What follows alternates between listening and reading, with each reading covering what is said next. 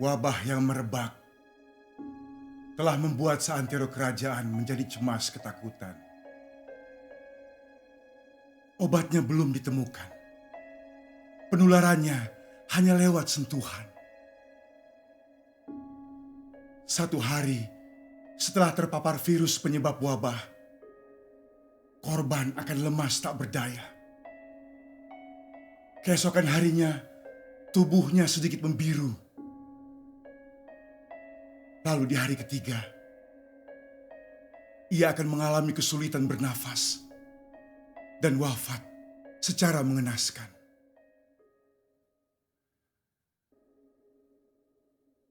Suatu sore, saat sedang memancing di tepi sungai, kulihat iring-iringan pasukan berkuda melintas di atas jembatan. Di tengah-tengah mereka kulihat pangeran kecil dan pamannya. Nampaknya mereka baru pulang dari berburu. Pangeran itu menatapku dan melambaikan tangannya padaku. Aku gugup, lalu bersegera menghaturkan sembah, menunjukkan rasa hormatku.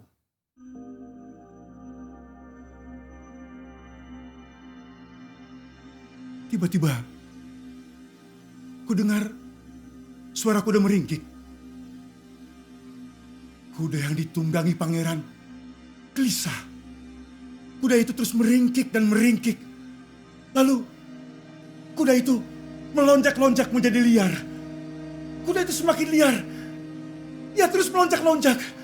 Keadaan di atas jembatan menjadi kacau dan bertambah kacau saat kuda itu melompat terjun ke sungai. Pangeran tercebur. Orang-orang di atas jembatan panik, tapi mereka tidak melakukan apapun. Mereka hanya diam. Aku curiga. Kemudian aku ingat, mereka terikat oleh hukum. Sejak wabah merebak, raja mengeluarkan undang-undang. Siapapun yang menyentuh anggota kerajaan, disengaja atau tidak, dengan alasan apapun, akan mendapatkan hukuman mati. Aturan itu juga berlaku bagi sesama anggota kerajaan bila mereka menyentuh raja, permaisuri, dan juga pangeran. Tiba-tiba kulihat beberapa orang pasukan terjun ke sungai. Mereka berusaha menyelamatkan pangeran, tapi mereka tidak meraih pangeran dengan tangan mereka. Mereka mengulurkan ujung tombak bagian dalam, membuat pangeran berusaha meraihnya. Tapi pangeran tidak bisa. Ia kemudian tenggelam. Tanpa pikir panjang, aku melompat ke arah sungai. Aku terjun ke air. Aku berenang dan terus berenang. Aku raih tangan pangeran. Aku ambil tubuhnya. Ku angkat ke permukaan agar ia bisa bernafas. Aku terus berenang menuju tepian. Sampainya di tepi, aku taruh pangeran di tanah. Ia tidak bergerak, tidak bernafas. Jantungnya tidak berdegup. Aku tekan dadanya. Aku tekan dan terus aku tekan. Ia akhirnya terbangun, terbatuk-batuk. Mulutnya menyemburkan banyak air. Pangeran selamat. Aku digiring ke istana.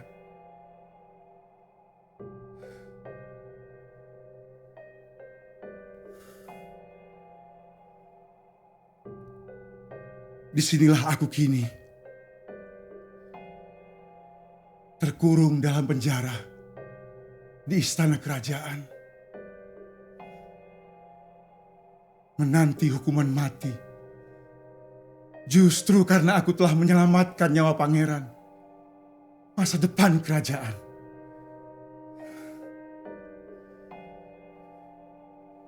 Setelah persentuhanku dengan pangeran, raja dan permaisuri dipisahkan dengan pangeran. Setelah 4 hari, saat para tabib istana memutuskan bahwa pangeran baik-baik saja, ia tidak terpapar virus,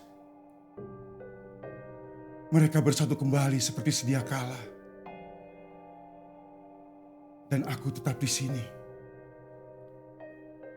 menanti hukuman mati. Di hari ketujuh,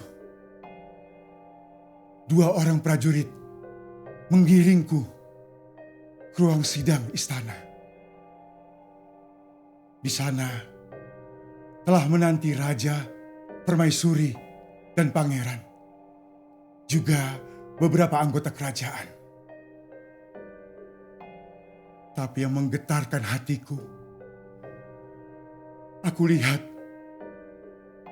anak-anak dan istriku juga hadir di sana. 3 orang anak-anakku yang masih kecil-kecil itu melambaikan tangan padaku. Istriku tak henti-hentinya mengeringkan air mata yang meleleh di pipinya. Anak-anakku kegirangan melihat bapaknya. Aku takut. Aku belum pernah setakut ini selama hidupku.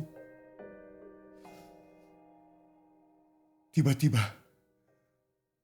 pangeran kecil itu melompat dari pangkuan ibunya. Ia menghampiriku, menyodorkan segelas air padaku. Ia tersenyum, memintaku untuk menerima air itu.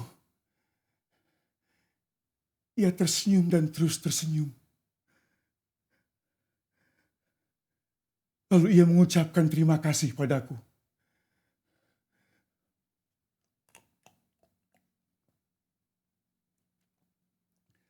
Sama-sama, pangeran. Lalu, raja mengutarakan keputusannya.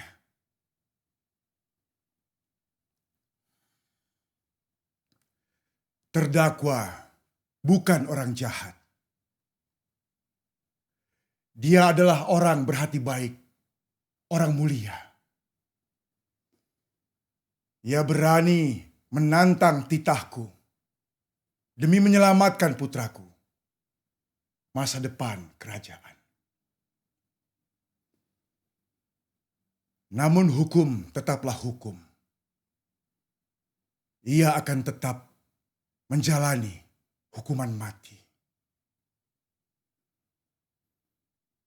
Tapi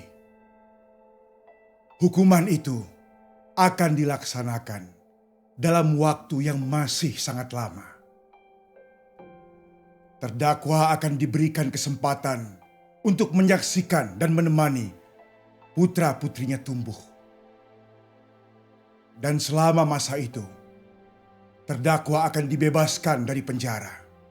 Ia dan keluarganya akan tinggal dalam lingkungan istana. Semua kebutuhan hidupnya akan ditanggung oleh kerajaan. Dan bila sampai saat aku tiada, hukuman itu belum terlaksana, maka penggantiku kelak, orang yang telah diselamatkannya, memiliki hak untuk melaksanakan atau menggugurkan hukuman itu. Demikianlah keputusanku. Aku bersyukur, berterima kasih pada raja.